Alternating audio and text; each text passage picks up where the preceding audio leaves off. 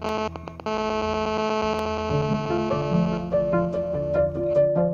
you know that in China, pregnant women are required to wear special shielded clothing that protects their unborn children? I didn't either. Protect them from what? This apron, commonly used by pregnant Chinese women, uses special fabric that shields the embryo from RF or microwave radiation, like the kind that comes out of your cell phone and Wi-Fi routers. Did you know that in Israel, the parliament approved a bill requiring all cell phones for sale have this label? Warning. The health ministry cautions that heavy use and carrying this device next to the body may increase the risk of cancer, especially among children. I didn't know that, nor did I know that in 2011, the World Health Organization reclassified RF radiation, or microwave radiation, as a Class 2B carcinogen. That's the same category as lead. This video is probably one of the most important exposés that I've done so far because the subject matter deeply impacts every single one of us. It impacts our families, our friends, our children, and our unborn grandchildren. It's why scientists with the most experience with these microwave frequencies are saying things like this. I think anyone who puts Wi-Fi into a school should be locked up for the rest of their life. I really do.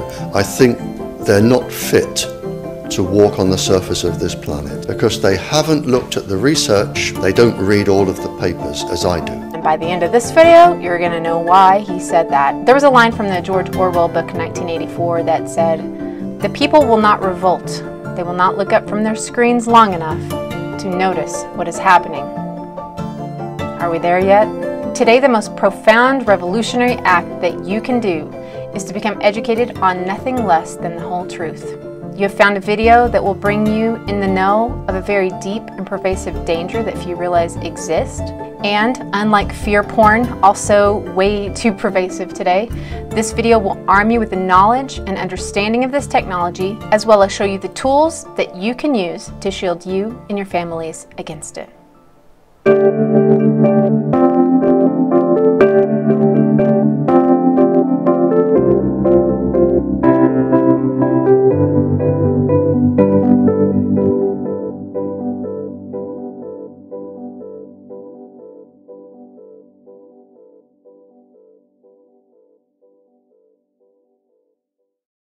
Where have you been, Dana Ashley?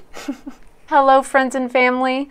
I apologize for my absence, but the challenges that have kept me away are why I have so much incredible and insightful information to share with you today. So although I've been through some stuff, it was a blessing because it has brought me some truth bombs that are going to blow your mind today. You know, there was a video I did about AI that said there is a reason why they are doing this now. This unleashing of the internet and all these incredibly addictive techie gadgets upon us all so quickly was absolutely on purpose.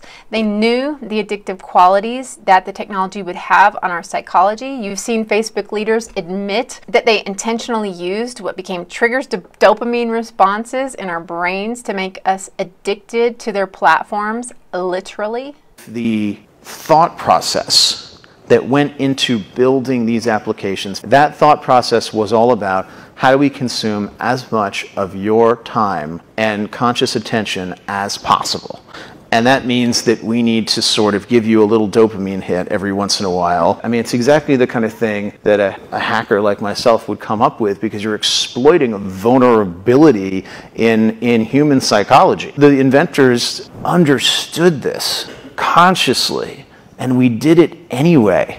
It almost seems strange to watch Facebook admit to exploiting human psychology. I mean, pleading guilt to intentionally getting you addicted to their media until you realize what we're actually getting dosed with while we're getting our dopamine fixes from their technology. That is something they'll never tell you, and that is exactly what we're going to be talking about today. So to give a little background on my perspective coming into this, I, like probably most of you, I had some doubts about the complete safety of cell phones and the microwave radiation that comes through it. So although I have used cell phones quite a while, I never really trusted them fully enough to like put them against my head, for example, for too long. I usually use speakerphone, and I've always paid extra to have like a landline put in my house as well for longer calls. But all that said, I did put some faith into what studies I assumed must have been done on RF to ensure that these devices aren't too harmful. Most of the news stories you hear about safety are always ending the same way. It's like, it could be bad, it's probably okay, the results are inconclusive. I'm probably like most of you, because I love my technology, I left it at that. So what's happened? This venture into YouTube has definitely had me researching and editing videos with my laptop on my lap many more hours a day than I was used to. And so what happened was, a couple months ago, after a year of this, I noticed that when I would sit down to work, my mind would sort of, well, first of all, I would feel fatigue, just like I wanted to go to sleep, and that's not like me. Then I felt like not just brain fog, but a complete brain wipe. I could not get my thoughts together, and that is terrifying for someone like me whose mind is always organizing my presentation. I'm always thinking of new things and making notes and adding it in. Guys, that was gone, completely gone. So during the summer, my daughter and I actually got to go to where I grew up, first time in many years, to see my sisters and mom and dad, and there was a lot less cell phone reception there and Wi-Fi. And so the contrast of going into that environment and then coming back here showed me sort of a difference, and it let me know, wow, you're really not doing so well in this. So I began thinking deeper about the whole thing, and I realized that I've had Wi-Fi in my house about as many years as I have been getting migraine headaches. Migraine headaches are terrible, and I would get them every 2 or 3 months, and it's literally been going on for a long time, the same number of years as I've had Wi-Fi. So that made me dig some more. Super quickly, get through this little science lesson with me, guys, because it's going to get fun after that, but you need to know this. So for those who don't already know, RF stands for radio frequencies, or specifically microwave frequencies within the radio spectrum that make up the lower part of the EMF spectrum. Now, the EMF spectrum is a continuum of all the different electromagnetic waves arranged by frequency and length. So the sun, the earth, and even you and I radiate a particular magnetic field. And don't forget, your brain works by using electrical signals to send messages. Your muscles contract because of electricity sent. And so that's why when somebody's heart stops, they get the electrical paddles. The EMTs use the electrical paddles with shock to get it working again. So it's just important to kind of keep that component in mind when you're thinking about all this. While natural light is also a part of this EMF spectrum, it's in the middle of the spectrum. The upper scale, or the ionizing EMFs, are where you're going to find the kind of radiation that most of us are familiar with being called radiation, like X-rays, gamma rays, things like that. But the lower fields, the radio fields, and specifically the microwave wavelengths, are what we're going to be discussing today. So your phone is a two-way communication device that uses non-ionizing microwave radiation to move the data. So just as do iPads, cell phones, Wi-Fi, anything smart, which really only means wireless. So these microwaves, or non-ionizing, are, especially in America, generally thought to be safe, in contrast to the ionizing radiation, which is pretty well known by now to be capable of causing cancer and damage. Which is why your dentist put that really heavy lead vest over you whenever he is x-raying your teeth. It's to protect your body from needless exposure to the x-rays, which they know can break your DNA. What your grandparents or parents may remember is that these x-rays were not always known to be harmful. They may remember, like my parents do, when shoe stores had x-ray machines in them called fluoroscopes. They would be sitting out in the lobby for the public to use freely. Apparently kids love them. My mom said that they would run to the shoe store just to stick their feet in this machine and watch their bones wiggle inside these shoes. Wow, creepy. But most doctors in the 50s said that the recreational use of these fluoroscopes was being brushed off as just fine. It was not harmful. The shoe-fitting fluoroscope is not an instrument with obviously hazardous potentialities. It has long been used, and no direct clinical evidence of harm has yet been established. So said Dr. Leon Lewis in 1950. Given that, let's keep in mind that our government-backed scientists and agencies have had a tendency to assure the public that many things were safe, only to find out quite the opposite. Think cigarettes. Doctors in all branches of medicine, doctors in all parts of the country were asked, "What cigarette do you smoke, doctor?"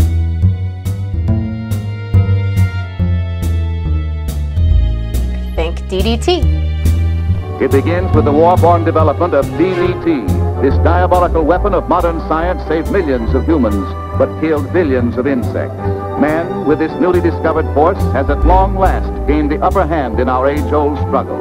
But the really sure kill feature of this insect killer isn't simply that it contains DDT, it's the way that it makes sure that bugs get the DDT that's in it. Think Agent Orange, think lead, think asbestos, the list goes on and on. So it's easy to see with hindsight this commercial as absurd. Any other cigarette. See how Camels agree with your throat. See how mild and good tasting a cigarette can be. But I want to know what kind of products are being sold to us now that will down the road be proven to be incredibly dangerous.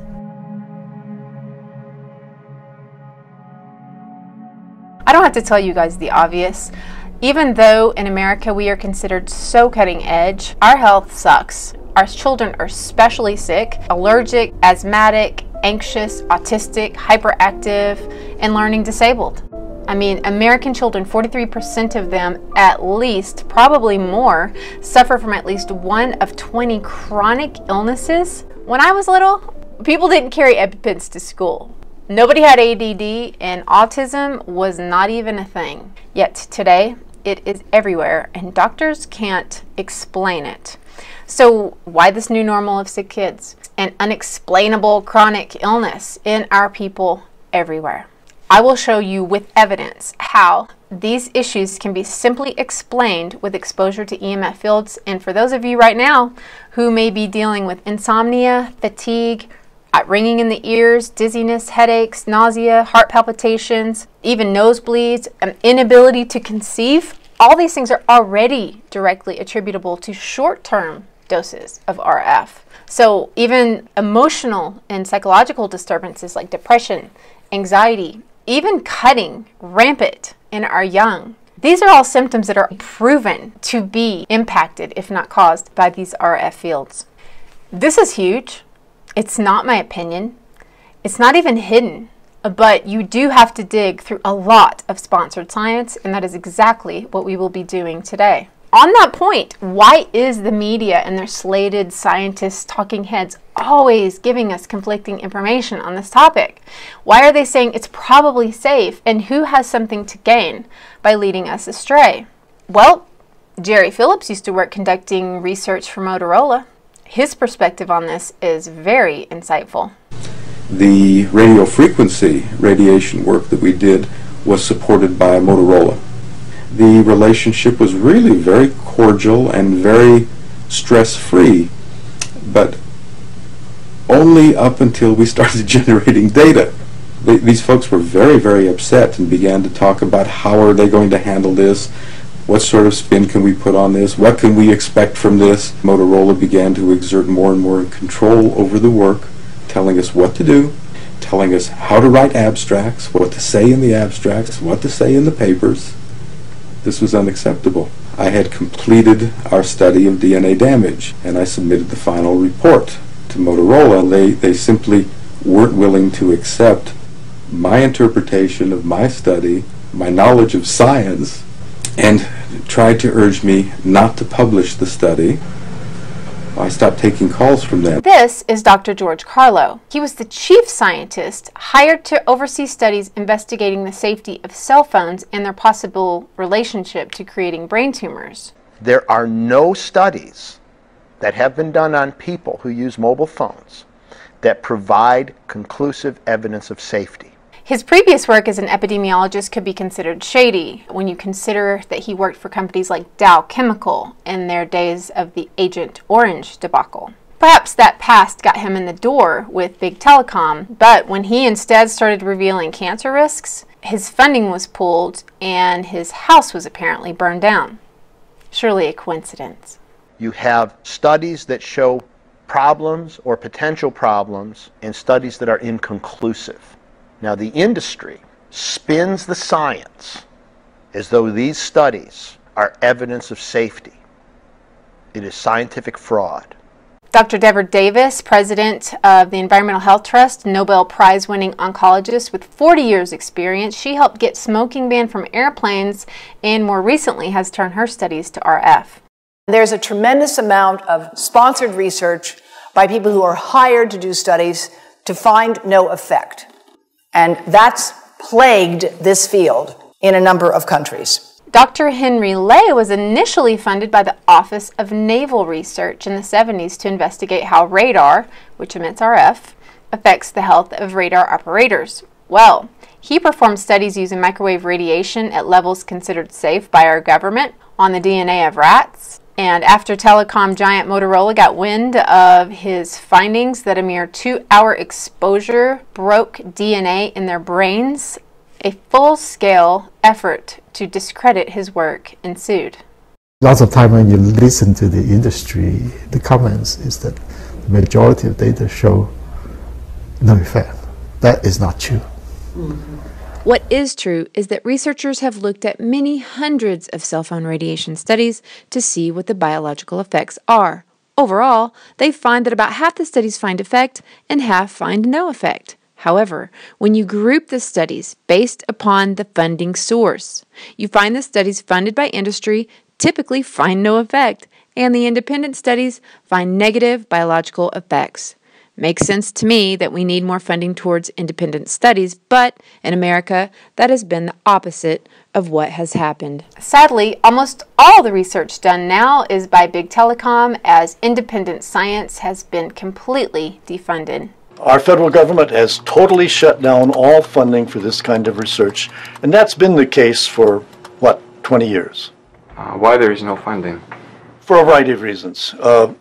We have a very aggressive telecommunications industry. More later on what kind of science they say proves safety, but for now I'd like to take a look at a small independent experiment on RF that opened my eyes. This experiment used dark field microscopy to observe red blood cells. Pretty important, those little guys. In this experiment, we can see how red blood cells look and act before and after being exposed to microwave frequency from smart meters.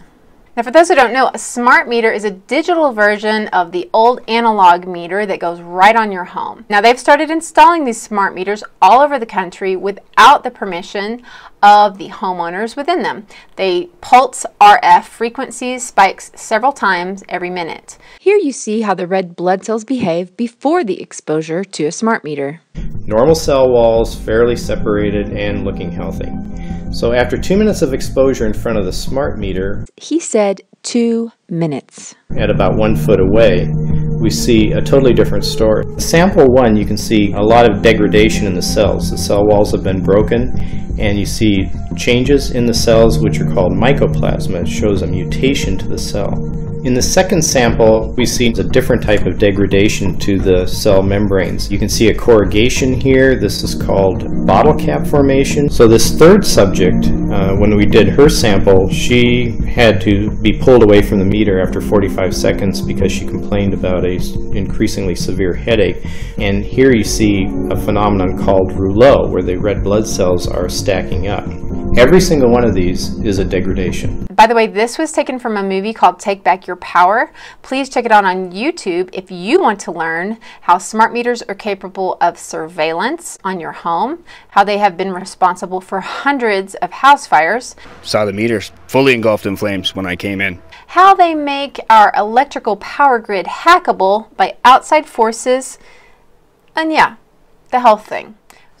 If you're not looking at the screen, please look now. Watch this little demonstration. It takes just a minute. This next clip is probably the most important in the entire piece because it's going to give you a very clear picture of what kind of levels are deemed safe by our government compared to other countries and compared to what independent science is warning us about biological impacts. The data we're going to look at are all published science, testing results, or public standards. At the bottom end of the radiation scale of what's called power density or signal strength is the minimum level at which cell phones will work.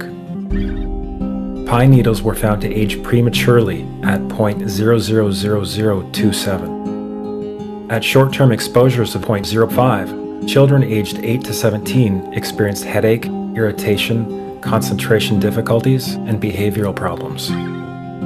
Point 1 is the Biobiology or Building Biology Guideline for extreme concern. 1.0 produced sperm DNA fragmentation and a decrease in sperm viability in vitro. Also at 1.0, the science shows the following bodily effects can occur: headaches, dizziness, fatigue, insomnia, chest pain, difficulty breathing, and indigestion.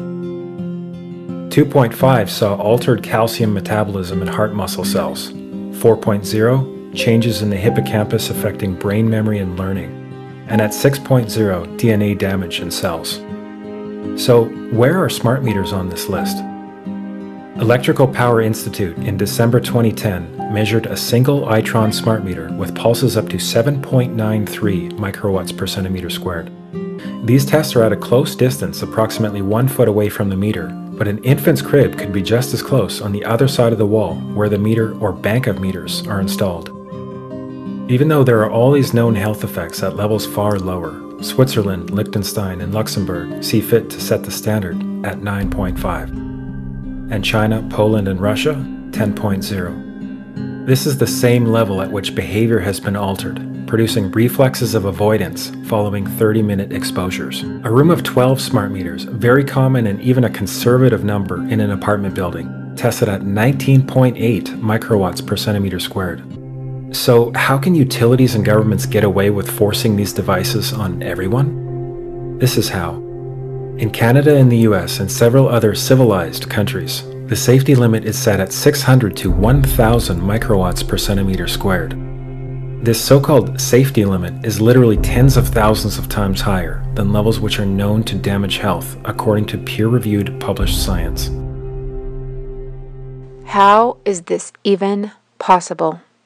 When you see this comparison of America's approved radiation levels next to some northern European countries, it makes news like this make more sense. France has banned the use of smart devices in schools. Children between the ages of 3 and 15 will have to leave their smartphones and tablets home. France's education minister says the law protects students. So this is a picture of St. Augustine School, I believe in 2015, when they ceremoniously removed the Wi-Fi router. Even a few small private schools in America have erred on the side of caution.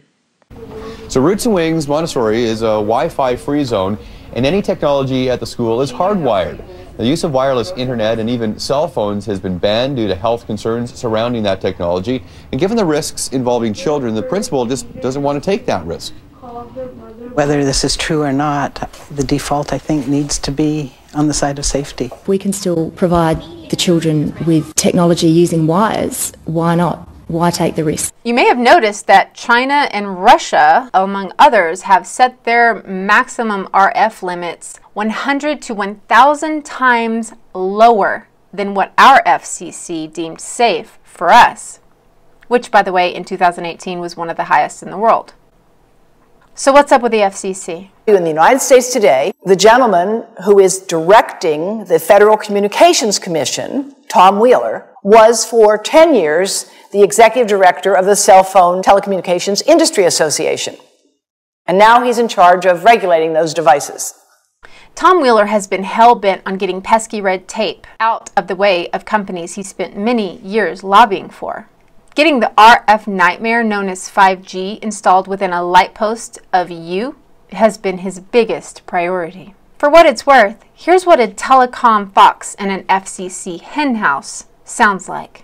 Now, to make this work, the 5G build-out is going to be very infrastructure intensive and will generate tens of billions of dollars in economic activity. And that's damn important, because it means that U.S. companies will be the first out of the gate. And that is why 5G is a national priority. And stay out of the way of technological development. We won't wait for the standards. If anyone tells you that they know the details of what 5G is going to become, run the other way. Wow, I just had the strangest deja vu. Let us never tolerate outrageous conspiracy theories concerning the attacks of September the 11th. Yeah, Tom, we know you don't want anyone questioning the authority you were given to ensure that Verizon and AT&T make as much money as possible, even if Americans' health is the price to pay for it. See, Tom was in charge of the agency that determines the general radiation levels that are deemed safe for you and me. The ones we learned were among the highest in the planet. Most people use their cell phones freely because they assume, like I did, that studies have been done to make sure that they're safe. The guidelines from RF coming from cell phones is called the SAR, or the specific absorption rate. Since the FCC is supposed to protect people, not industries, let's take a look at how they're doing. I mean, what do I know? I'm not a scientist, but I thought surely the FCC would be testing the impact of RF radiation from these cell phones on our brains. I don't know, like do an MRI scan of a brain before and after a phone call. No, they're not doing that. Well, then they must be testing RF on animals to see what kind of exposure fields have on their biology. No.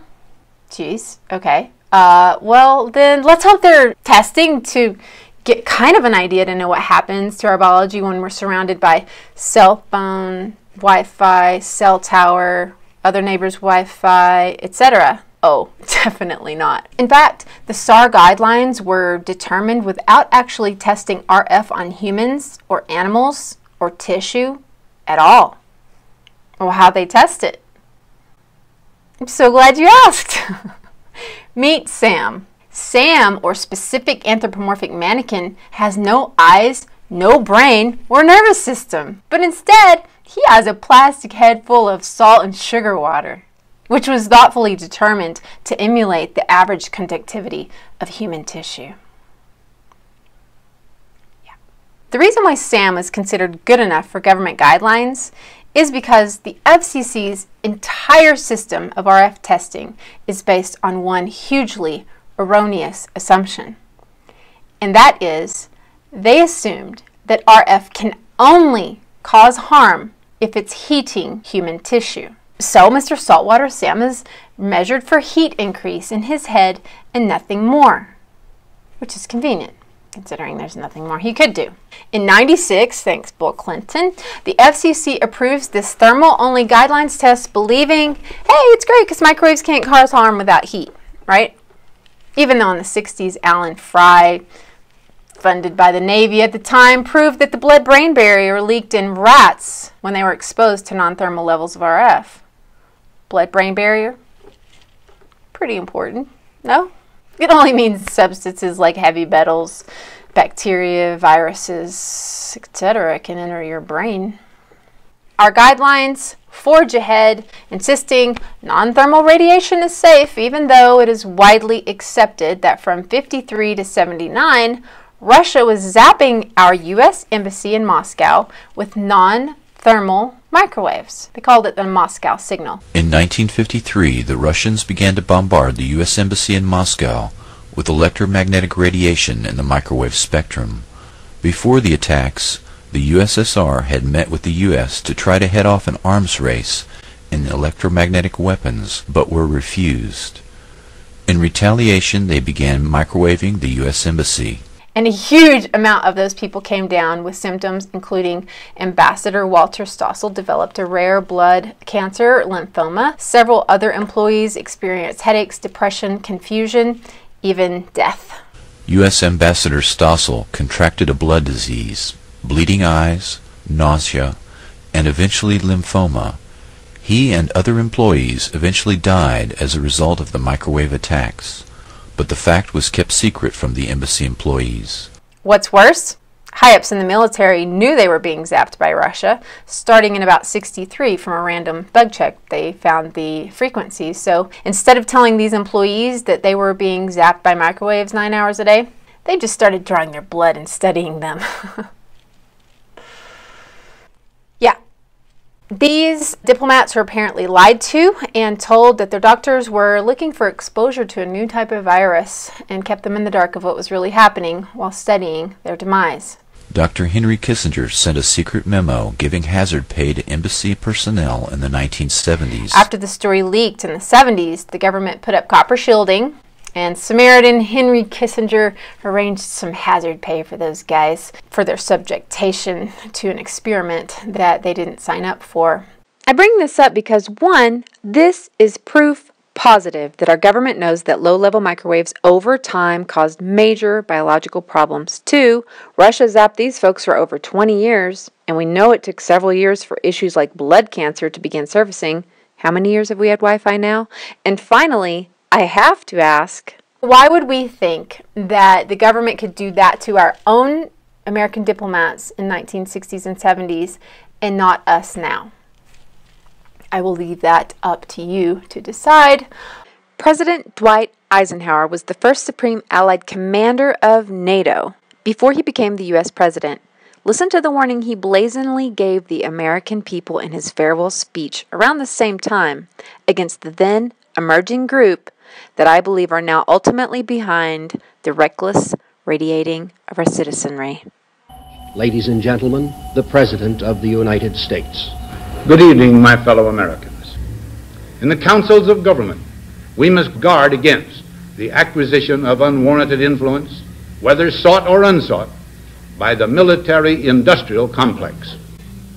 The potential for the disastrous rise of misplaced power exists and will persist. We must never let the weight of this combination endanger our liberties or democratic processes.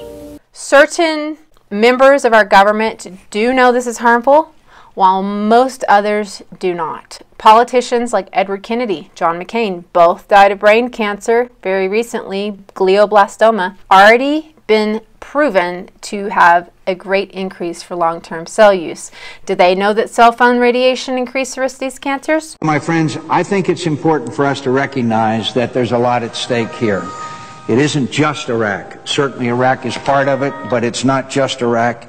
It is certainly other parts of the region as well. Jury's out, but it seems perhaps they don't.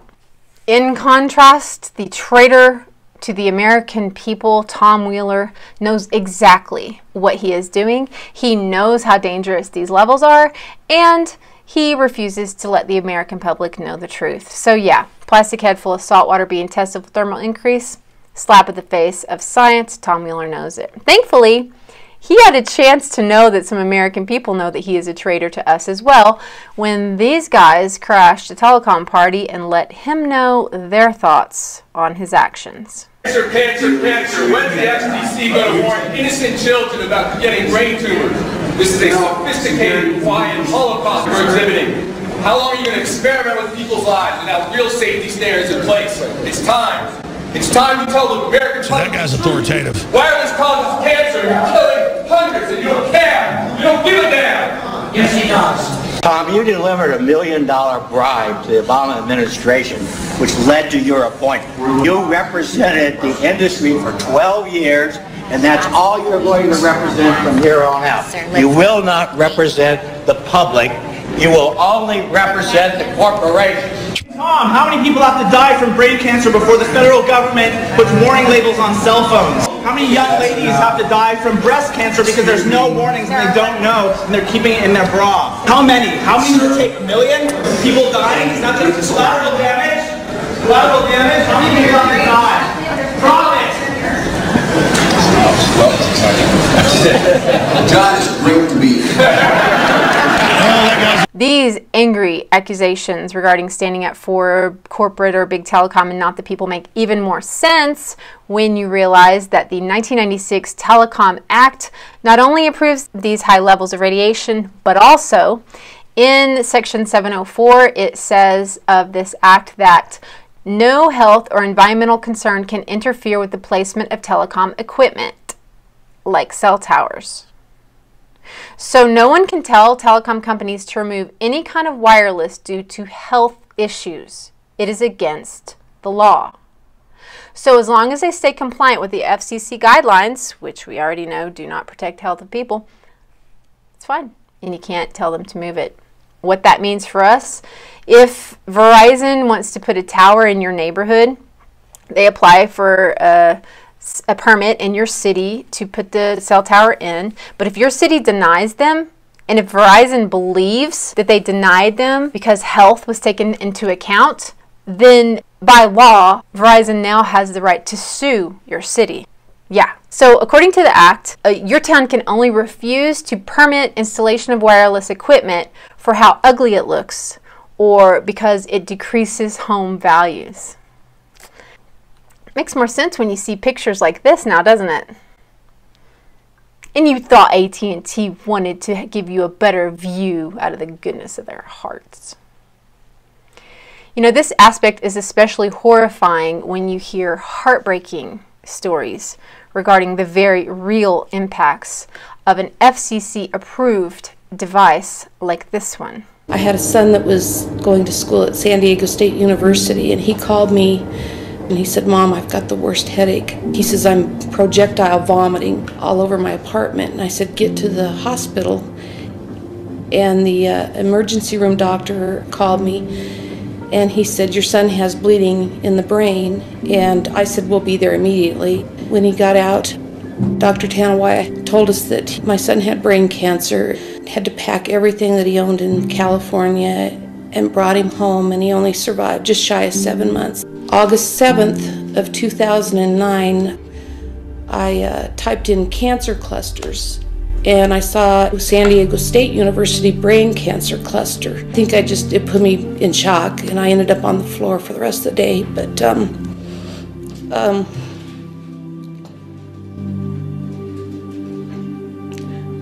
sorry. I realized they were talking about my son. So I got in my car and I drove out to San Diego, and I went over onto the campus. In these articles they talked about a cell tower, and I went over there, and there's this huge cell tower that's outside of this building, which towers above Nassatir Hall and room 131, where all these kids and people have come down with brain cancer.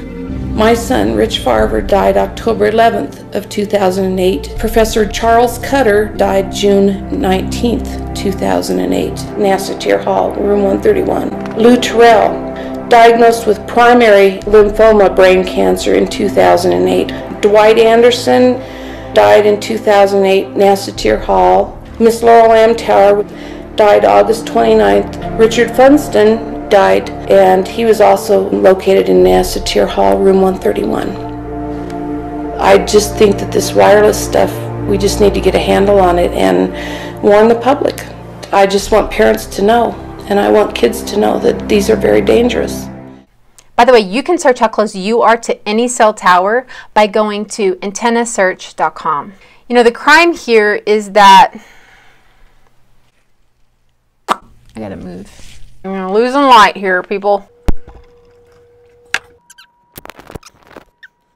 So while Tom Wheeler was Mr. Obama's FCC appointment, unfortunately, under Trump's FCC choice, 5G, which will bring far worse levels of RF than we already have, is moving along at the same steady clip that Tom Wheeler put into motion. Last month, while the rest of the world was in a tizzy about Kavanaugh,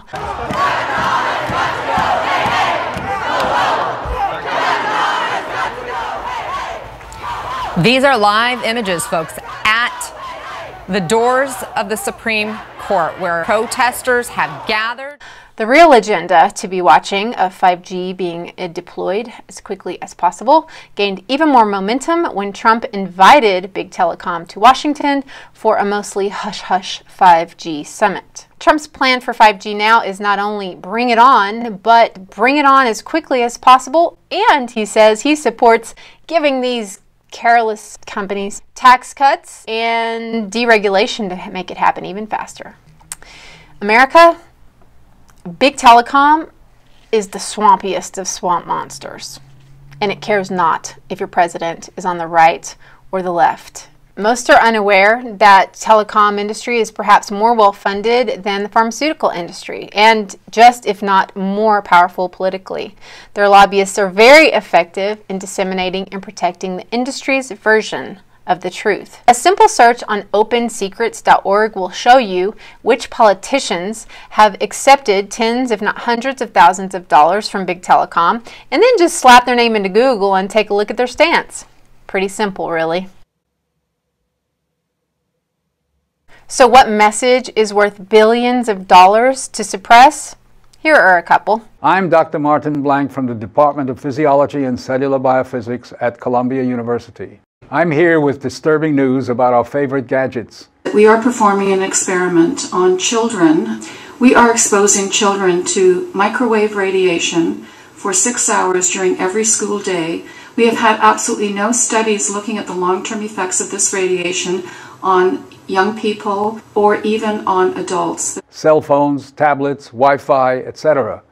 Putting it bluntly, they are damaging the living cells in our bodies and killing many of us prematurely. It may take a year or two, but you can cause neurological damage and cancers with low-level microwaves, and you can make all your opponents sick. It's a perfect weapon for a government.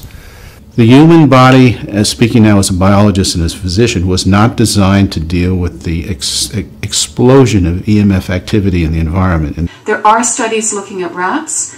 These rats have an increased risk of developing various types of cancers. Their immune system is impaired. There's evidence of DNA breaks. We are seeing increases in brain tumors. We're seeing increases in Alzheimer's. We're seeing increases in all of the neurotransmitter diseases, ALS, Lou Gehrig's disease, Parkinson's. These are all disease systems that are known to be associated with low-level energy exposures. We talk about 24/7, around-the-clock exposure, wherever you are and your whole body. You never get away from it. And it seems from our studies that maybe your immune system can cope with for a time, but it will deteriorate, and then the irradiation will definitely damage cells at a deeper level. And the question is, what will then happen? As you say, we don't see people falling dead on the street, but for instance here in Sweden, more than 1/3 of people report heavy problems with their nighttime sleep. And sleep is one of these areas which definitely various forms of electromagnetic fields will have an impact on. Cancer is not the main concern that I have. I'm really concerned about sperm count and about effects on pregnancy. I just got back from a conference in Turkey and Greece where we heard new studies showing that prenatal exposure to animals results in offspring that have smaller brains and more hyperactivity. I think this interferes not only with your health but with your abilities to learn. So real quickly, back to my personal journey. 2 months ago, I'm feeling really crummy, closer to 3, completely unable to focus or think, not normal. It became very clear that putting my laptop in my lap was literally, it was like a brain drain. So I was sincerely considering getting off of YouTube because I couldn't do it. Something was wrong. And thankfully, I was led to find out what was going on, so I am now properly shielded and back to work. Anyway, I knew the laptop was affecting me badly, so I figured out that the Wi-Fi antenna on my laptop was putting out this massive dose that was worse than a cell phone. So in my little pea brain, I thought, oh, I'll just build a lap desk and I'll protect myself from it. So I did. I went to the trouble of buying shielded paint and material and silver in it to make this lap desk. But anyway, then I found images like this. Awesome.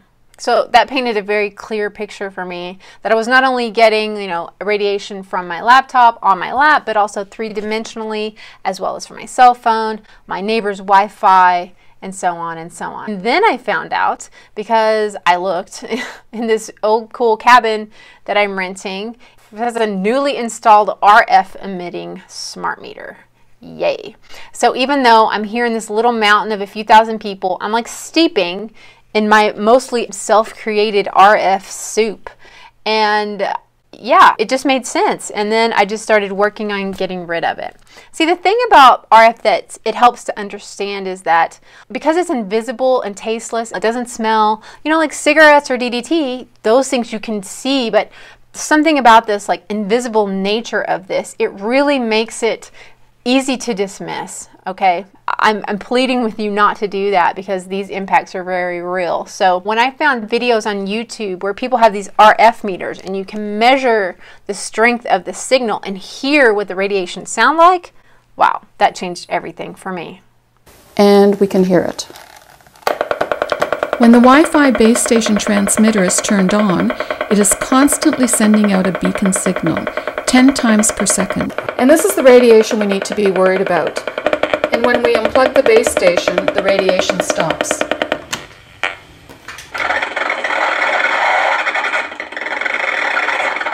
You are exposed to an even greater level of radiation generated by your Wi-Fi enabled device, such as an iPad, smartphone, or laptop computer when downloading and uploading information.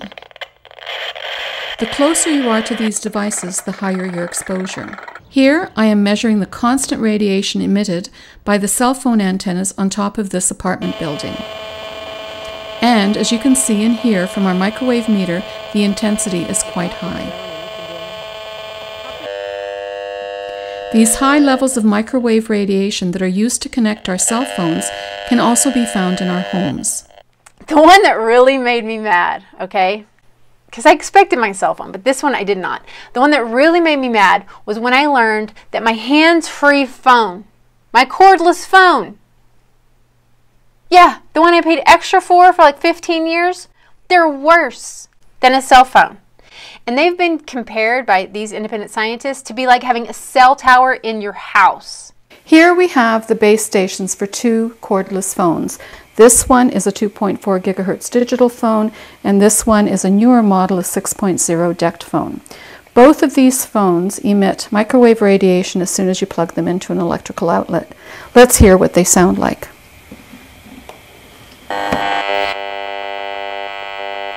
The current cordless phone base station that are sold in North America are constantly emitting microwave radiation as long as they are connected to electricity. And this is comparable to bringing cell phone towers into your home.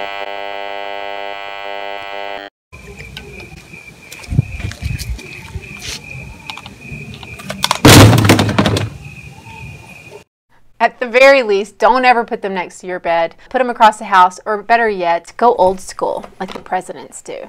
But as a side note, you guys, it has been a complete kick to watch my daughter try to learn to use an old analog phone. You would think it would be just, yeah, try it. It's fun. Say what? Anywho, so yeah, on the topic of kids, you probably noticed in that montage of scientists the many warnings about children and these fields. Multiple studies do show, and it's easy to explain why, children absorb this type of radiation deeper into their brains than adults. Children's skulls are thinner and their brains contain more fluid. Dr. Om Gandhi was one of the scientists hired to create those SAR rates we were talking about earlier. He created this guideline that you see here to show the difference between how a cell phone impacts a children's brain compared to adults. So to date, the only published study of children's risk of brain cancer from cell phone use found that more than a twofold increase in only 2.8 years. And that is not very long. And regarding brain cancer, when one studies the norms of how long it takes for these brain cancers to develop, typically it takes a long time. They don't usually show themselves until people are in their 40s, 50s, or 60s. Yet, in a very not scientific perusing through YouTube that I did, I'm seeing a staggering number of quite young YouTube vloggers sharing their brain cancer stories. I recently, about a month ago, found out I have a brain tumor. The type of brain cancer that I have is a very aggressive type of brain cancer. Last week I found out that I have a pretty substantial brain tumor. Plot twist. I got some news that is a little different from what I was told the first time. I found out I have brain cancer. Could this be related to the fact that teenagers are literally tethered to their cell phones 24/7? Speaking of tethered, do you know anyone who carries their cell phone in their bra? You may want to show them this. I don't have any history of breast cancer in my family. We made marks on me of where the location of the tumors were and realized that formed the shape of the cell phone underneath the footprint of the phone where I used to keep it. I was diagnosed with breast cancer. Well, I kept my cell phone in my bra for 4 years, and the tumors were right where I kept my cell phone. My theory for how I got breast cancer was because for years now, I've been putting my mobile phone down my bra. The lump wasn't in my right boob, it was in my left boob, exactly where my phone would lay. In this research on the youth and in rising cancer, I noticed there were several big announcements of youth suddenly having colon cancer. And all the doctors can say is, we don't know, such a mystery. Really? Are any of you having problems with your children, having emotional problems or an inability to pay attention? Yeah, you're not alone. You may be interested to know that a large epidemiological study conducted by UCLA and Danish researchers involved 13,000 children, and the results indicate that cell phone use by a mother, not the child, a mother during pregnancy results in a 54% greater chance of her offspring having emotional and social problems. What? That one killed me. Wow. 54% increase of social or emotional problems when kids are in the belly of a woman who is using a cell phone. That is messed up. And if the child is by the age of 7 using a cell phone, him or herself, it increases to 80%. There's your excuse, parents. Do it. Given the results of this study, one way mothers can protect their future children from the higher risk of this is to wear that protective clothing like they're doing in China. So one thing I don't want to is to overwhelm you, is to freak you out about all this, but I do want to raise the awareness of the truth of the issue so we can do something about it.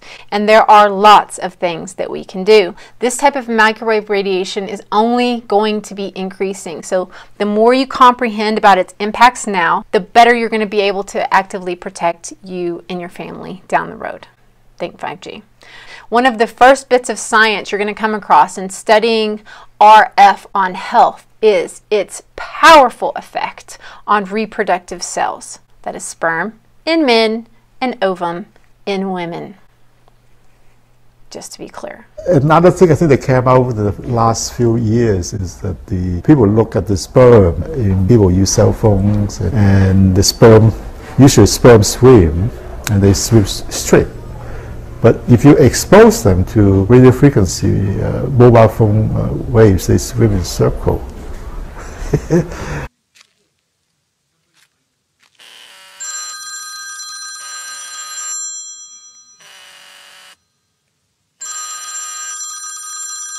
Studies have been done here in Australia, taking sperm from healthy men.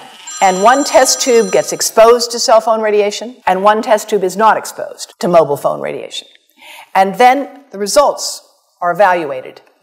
And this is a measure of vitality. We measure how well the sperm swim. This is a measure of motility. This is a measure of mitochondrial DNA damage. They have 3 times as much damage on their DNA if they have been exposed to mobile phone radiation. And then the less sperm, decrease in sperm counts in men who put the phone in the pocket. Imagine you are a 15-year-old schoolgirl. All of the 400,000 eggs in your ovaries were with you at birth. They are 10 times more susceptible to radiation than all of the other DNA in the body. And scientists don't realize that. They don't read all of the papers as I do. So you have this highly susceptible genetic material which is going to make your children.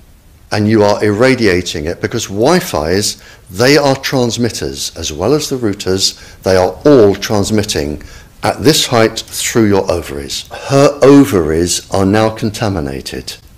She may be normal, she may be genetically damaged, but her ovaries are at the most risk. So when your daughter grows up and she becomes pregnant and has a baby, this is where one of these eggs will be fertilized and come out.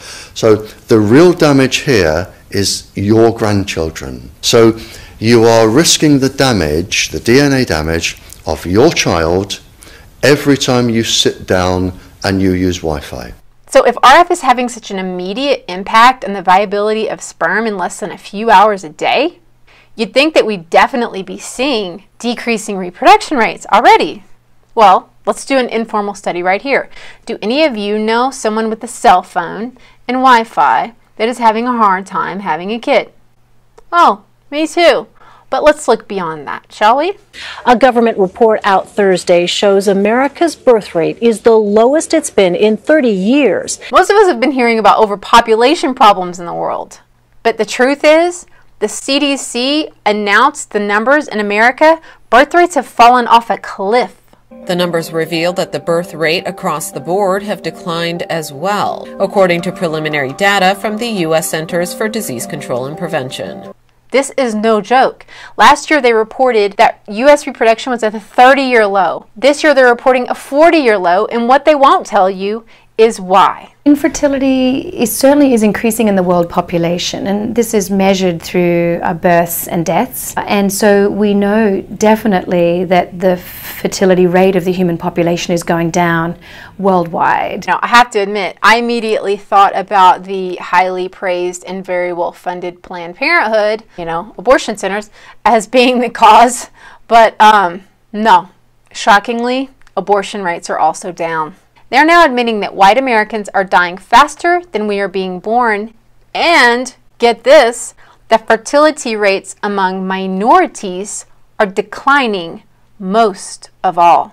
Teen births in the U.S. have hit an all-time low thanks in part to a drop in births among Black and Hispanic teens. The Centers for Disease Control and Prevention says births among Black teens dropped 44%, while births among Hispanic teens dropped 51% since 2006. Anyone else remember the Obama phone program that bought smartphones, therefore microwave radiation, to all the folks who couldn't otherwise afford it? Obama. You got Obama phone? Yes, everybody in Cleveland, low minority, got Obama phone. Keep Obama in president, He gave us a phone. Sorry. When I tell people this, they usually say, oh, it's because the millennials, they don't know how to interact with each other anymore. I'd acknowledge that sounds at first to be a slight factor. However, it makes no sense for that to be a factor if you consider that STD rates are skyrocketing.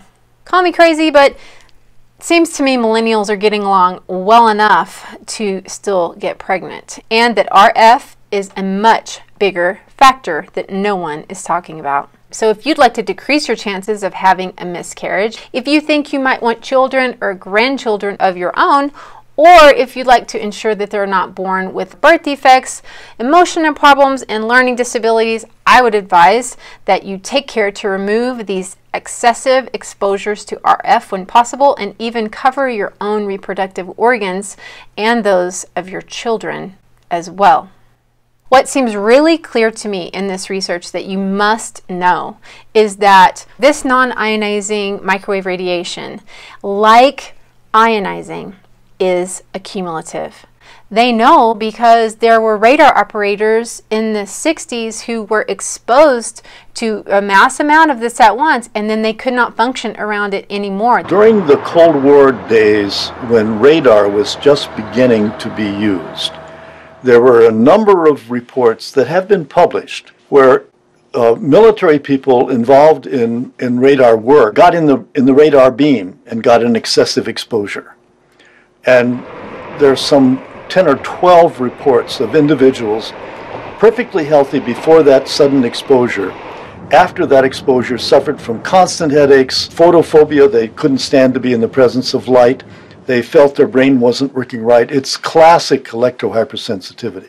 They became sensitive to all things EMF. And so we must keep in mind that this can build up in us and take precautions to protect against it. In this classroom, even though we have the sign hanging in our walls, we have not turned off the wireless access points.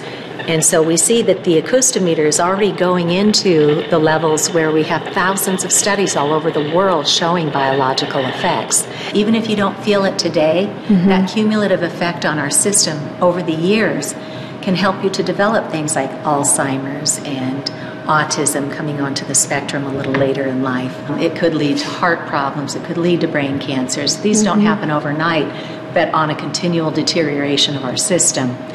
And day after day, if we're sleeping with this light energy form on that is microwave radiation, our bodies simply can't catch up. Ionizing radiation is cumulative. Well, this is cumulative too. So the people who find me, by the time they find me, they are very, very sick, and they're usually been around radiation a long time, have some type of heavy metal poisoning or pesticides, you know, just eating today, all the pesticides in our food. They're the ones with the toxic load and being around the radiation a long time, so the cumulative level is totally raised. There are people right now that used to be completely normal, but through too much exposure to this and also having contact with heavy metals, became so incredibly sensitive that they cannot function in society. They literally have to make a Faraday cage within their own home just to survive. My world became smaller and smaller and smaller until I ended up living in a box. In a box?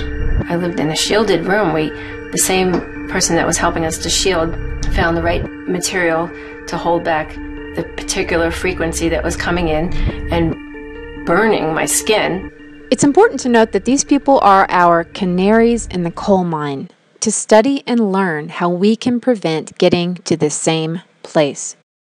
Can you tell please about your connection to electrosensitivity? I'm going to cry. Okay. You start off with the crying and then we'll move on from there. Yeah. So then you can't. Okay. So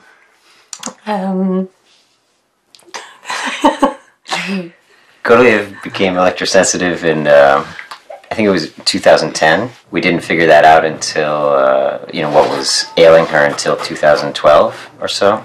So there was 2 to 3 years of just really intense sort of a health crisis ongoing. And she, you know, became very dizzy and nauseous and went to the emergency room and was diagnosed with a possible virus. But the dizziness actually never left. She was basically continually dizzy until about 2012, along with a lot of other really unpleasant symptoms. They say that it feels like stabbing knives, and it just sounds really, really terrible. I want to prevent that from happening to all of us.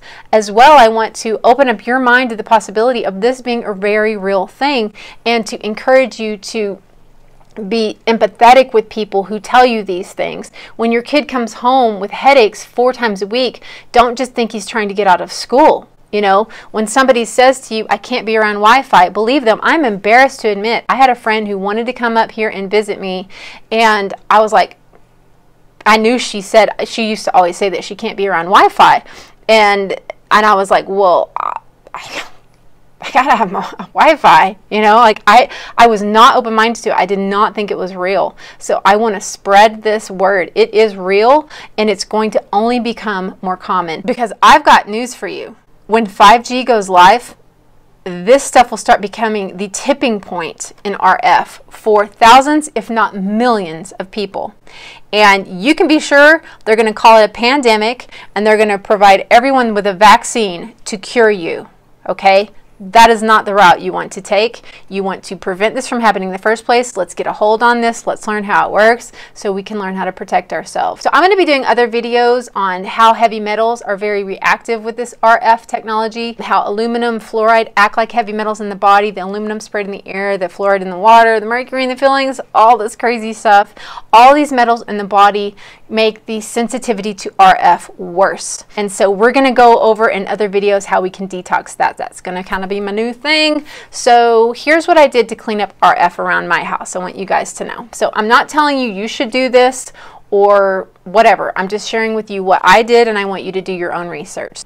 So immediately I started turning off Wi-Fi at night. This is because, as you've probably heard, RF greatly impacts sleep and melatonin production. Melatonin doesn't just help you sleep, okay? It actually repairs your DNA while you sleep, which in turn prevents cancer.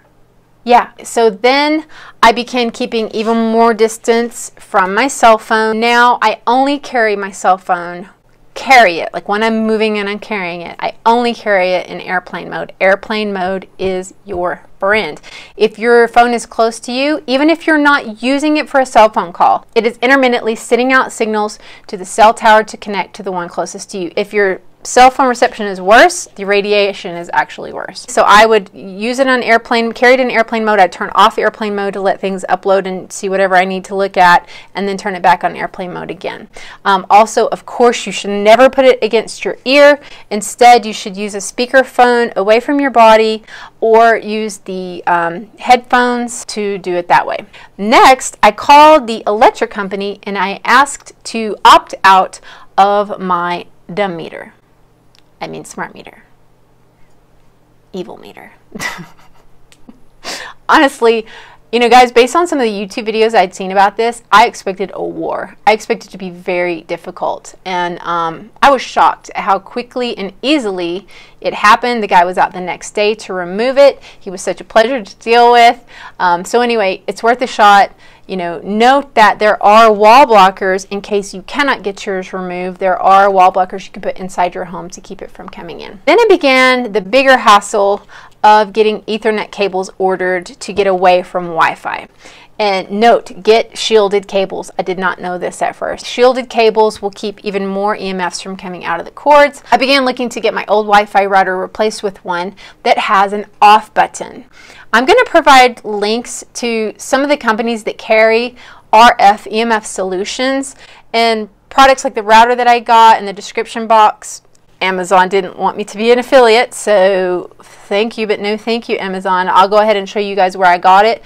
But some of these other companies, they've been very nice to deal with. If you do get something from them, they'll probably, full disclosure, kick me back a couple %. But you know, I don't care where you get it. I just want you to get something to protect your family and go through these changes. But anyway, it is tricky to find a Wi-Fi router without Wi-Fi automatically on most of the time. You have one now that probably can be turned off from inside in the admin settings, but in terms of one that's for outside, which is what I wanted, and I finally found one. I'll put a link to that in there. What else? Oh, the more I learned about all this, the more I realized I don't want Wi-Fi on pretty much ever. So I now am dealing with blocking Wi-Fi from like my neighbors and a cell tower that we kind of pick up on here. So that can also be done, and we'll go into that in other videos. But you can block this stuff. One cheap 101 lesson on how this works is it basically is blocked with metal, like silver, copper, and steel are all really good blocks of this. Oh, screen, like screen for your windows actually blocks RF. So this big crazy RF signal I'm getting from this Wi-Fi over here, which when they moved in is when I started getting my symptoms. They had 4 signals. Anyway, screen from Windows blocks it. So I'm actually going to get a bunch of screen, like put it on my A-frame roof. So although I've removed all of the RF from within my house, self-emitting, I am going to be screening now against the neighbor's Wi-Fi. We're picking it up. And here's what putting screen in front of it does.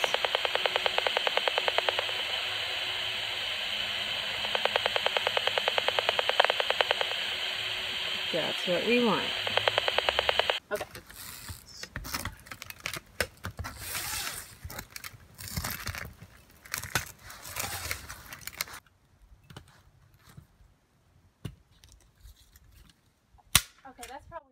One thing to note, those little whatever jewels that you stick on the back of your phone or wear on your necklace or whatever, do not trust those. You are still getting radiation exposure to your body. If they create some kind of, you know, sugar pill, placebo, or if they actually act sort of like a mask to symptoms, that could be true. I can't say that I know for sure, but I would err on the side of caution and only work with the shielded solutions. Apple products, of which I have been a long time fan and user, have disappointed me most of all. This is a really important note for parents of children who are using iPads. Please, please do not let your child put that thing in their lap without some kind of shielding or without turning all of the Wi-Fi and everything off. You can like download the games away from them and then give it to them to play in airplane mode. But what I learned was if you hand your kid the iPad and then you go in the car, that thing is still irradiating down even when you're not on Wi-Fi. It kind of made even more sense whenever I remembered that about Steve Jobs not letting his kids have iPads. Anyway, one tool that I forgot to mention during my recording, I want to cut this back in there, is one of these.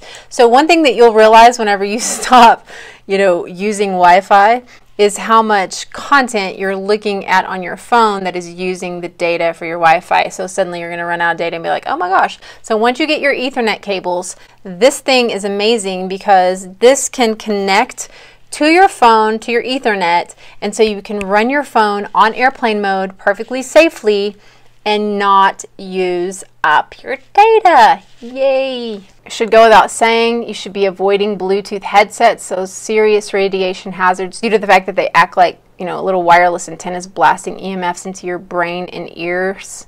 What else? Cordless phones. You saw me toss my phone, although I'll admit that was for dramatic purposes. I actually, recycling it at an electronics center. But I did call the phone company to have them turn back on all these phone jacks throughout my house so that I can have phones everywhere, which they do for free. And then I just went and bought, old school phones. Hey, they're cheap, and you get to start dealing with curly cords like we did in the 80s. Yeah. For people who've made their entire houses smart, evil, not knowing, what I would suggest to you is that you get a RF gauge to measure these fields so that you can figure out which ones impact you in the places where you are the most. I personally wouldn't have anything to do with it. I would go to old appliances all the way as long as we can. When you figure out the biological impacts that start happening to people, I think you'll soon discover that it's just not worth it. If all this seems too overwhelming and you have the financial means to pay someone to do this for you, another option is the International Institute for Building Biology. They can help you find a consultant that will do the EMF reduction. An electrician with the certification or knowledge of biology is your best bet. I have someone I can recommend for Southern California, but for the rest of the planet, I would start there. The few building biologists that I've already talked to shared many stories with me about how smart homes that they were called in to fix had resulted in huge health impacts for their clients like Lou Gehrig's, MS, and all sorts of issues we want to avoid.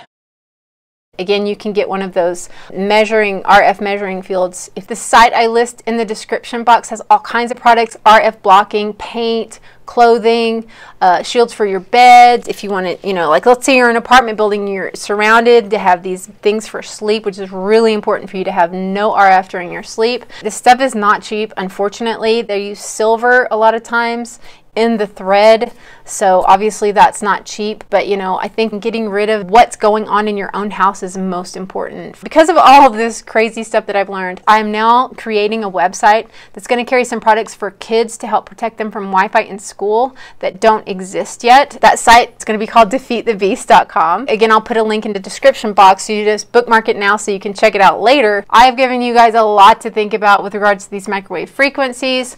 I'm going to do more details of more videos, how we can protect your families against this, but I just wanted to get you going here. Long story short, without your health, you have nothing. The more educated you get on RF now, the better, because it's going to be hugely impactful on our health, and we are going to have to take active precautions against it because this is coming. I'm afraid there's no stopping it. We cannot count on men, and by men I mean humankind, men or women, to protect us, to look out for us, especially not those that are in high levels of power. Remember Ephesians 12, we wrestle not against flesh and blood, but against principalities, against powers, against the rulers of the darkness of this world, against spiritual wickedness, where? In high places. If you are putting your faith in a man who has power in one of the highest places of all, rather than God himself, you are not doing yourself any favors. I'm all for praying for everyone, including our enemies, but we have to look out for each other to help us through this. We have to help educate each other on this. I make these videos so you can pass them on and help in that way. I hope this opened your eyes and inspired you to act, to make some changes in your life so that all your family can be better protected in the times ahead. May God bless you. I love you all and I miss hearing from you. I'm back on track. I got my shields up, got rid of my phone, I got rid of my stuff. I'm ready to go. I want to thank you guys who have written to me and who have sent me letters and sent me well wishes and sent me support, and who have just said such wonderful things. You have kept me going through this. This was a rough ride, and I just want to thank you from the bottom of my heart. I literally don't think I could have done this without you, and I really want to thank you for that. And on that note, I will end and I will say I love you, and I will see you next time. Bye-bye. Please check it out on YouTube if you want to learn how these smart meter.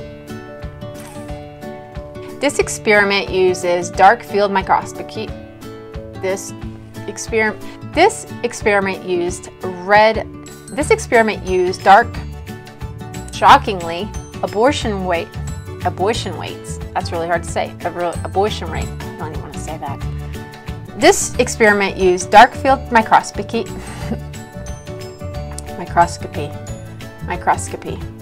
and how they can make our electrical power grid hackable by outside forces.